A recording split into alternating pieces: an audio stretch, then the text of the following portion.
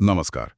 आज हम भारतीय अनुबंध कानून के एक काफी अहम मामले पर बात कर रहे हैं। जी सत्यव्रत घोष बनाम मुगनीराम बांगूर एंड कंपनी।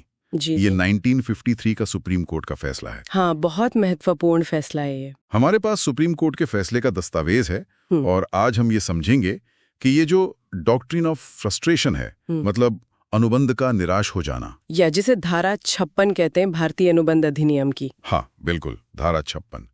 तो ये है क्या, और खासकर कानून कब ये मानता है कि कोई वादा निभाना असंभव हो गया है? सही। तो इसकी कहानी शुरू होती है कलकत्ता के पास एक कंपनी थी, मुगनीराम बांगूर एंड कंपनी। अच्छा। उन्होंने एक लैंड डेवलपमेंट प्रोजेक्ट शुरू किया, लेक कॉलोनी स्कीम। ओके। 5 अगस्त 1940 को इस कंपनी ने श्री बेजॉय कृष्ण रॉय को एक प्लॉट बेचने का एग्रीमेंट किया।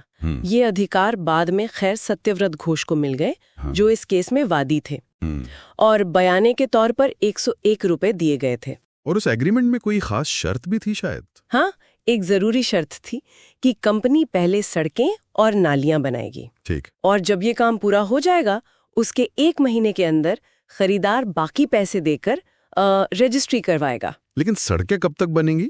इसकी कोई टाइम लिमिट नहीं थी? नहीं, कोई समय सीमा तय नहीं थी। यही बात आगे चलकर अहम हो जाती है। अच्छा। लेकिन फिर आप जानते हैं, दूसरा विश्व युद्ध चल रहा था। हाँ।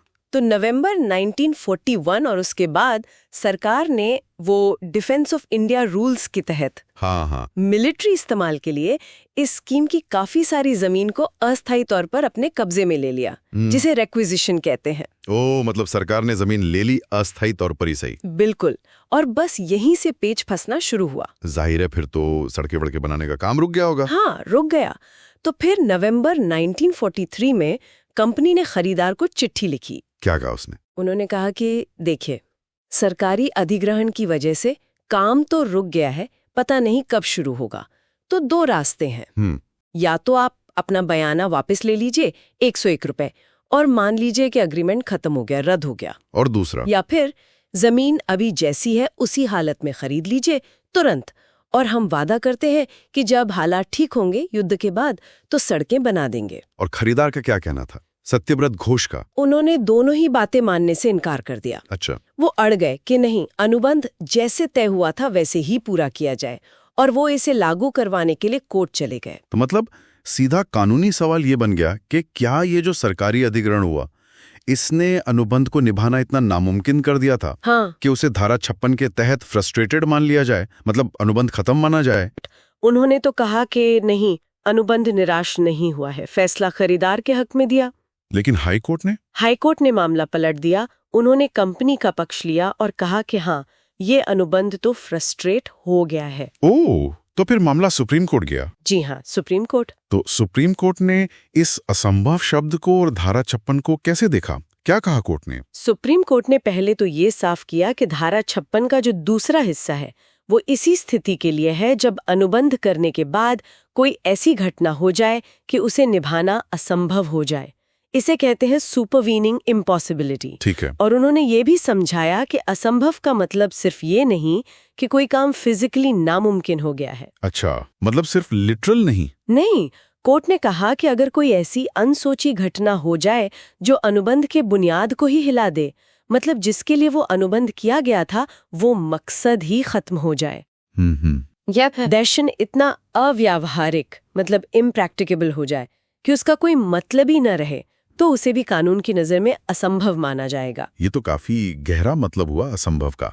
अच्छा, एक बात और, भारतीय कानून पर अक्सर अंग्रेजी कानून का प्रभाव दिखता है, क्या इस मामले में भी ऐसा था? सुप्रीम कोर्ट ने इस पर भी स्थिति एकदम साफ की।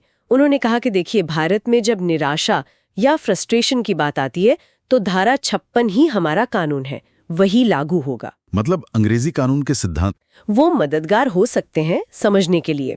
जैसे एक सिद्धांत है निहित शर्त का, इम्प्लाइड टर्म का, लेकिन जहां हमारा अपना कानून धारा 56 मौजूद है, वहां हम सीधे अंग्रेजी सिद्धांत लागू नहीं कर सकते।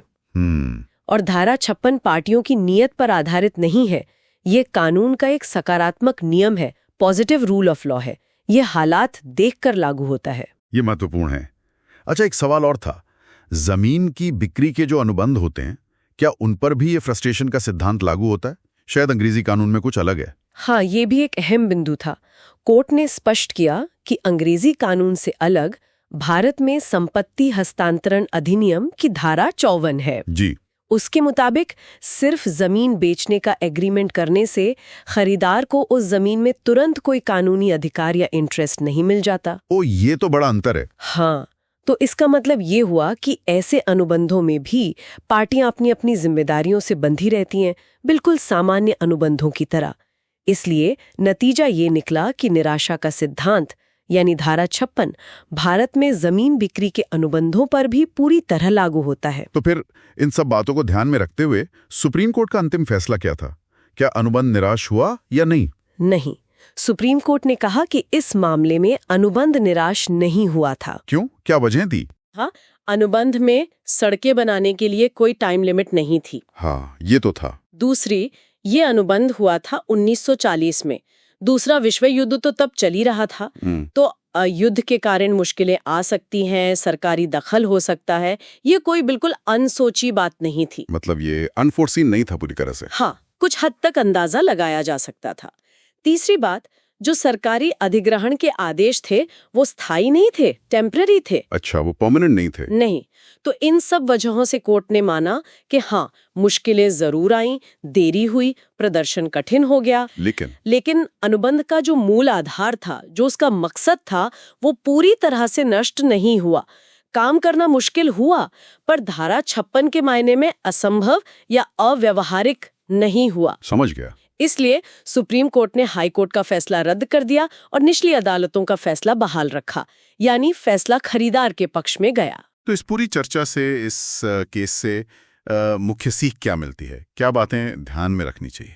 देखिए, सबसे पहली बात तो ये कि असंभवता का मतलब कानून में काफी बड़ा है। सिर्फ फिजिकल इम्पॉसिबिलिटी नहीं, बल्कि अगर हालात ऐसे बदल जाएं कि अनुबंध का मकसद ही खत्म हो जाए, वो अव्यावहारिक हो जाए, तो भी वो असंभव माना जा सकता है। लेकिन दूसरी तरफ सिर्फ मुश्किल बढ़ जाने से या देरी होने से अनुबंध खत्म नहीं हो जाता।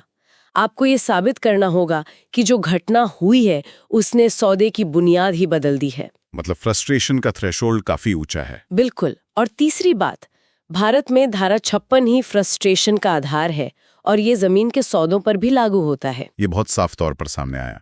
और जाते जाते एक सवाल शायद हमारे सुनने वालों के मन में भी आए। जी। आज के समय में जहां इतनी अनिश्चितता है बिजनेस में, दुनिया में, तो अनुबंध करते वक्त पार्टियां भविष्य की किन घटनाओं का हिसाब रखें? मतलब क्या चीज अप्रत्याशित मानी जाएगी और क्या नहीं? क्या इसकी परिभाषा भी समय के साथ बदलती रहती है? ये बहुत ही मौजूद सवाल है और शायद इसका कोई एक जवाब नहीं है। ये हर मामले के तथ्यों और परिस्थितियों पर निर्भर करेगा, लेकिन हाँ, इस पर सोचना जरूरी है।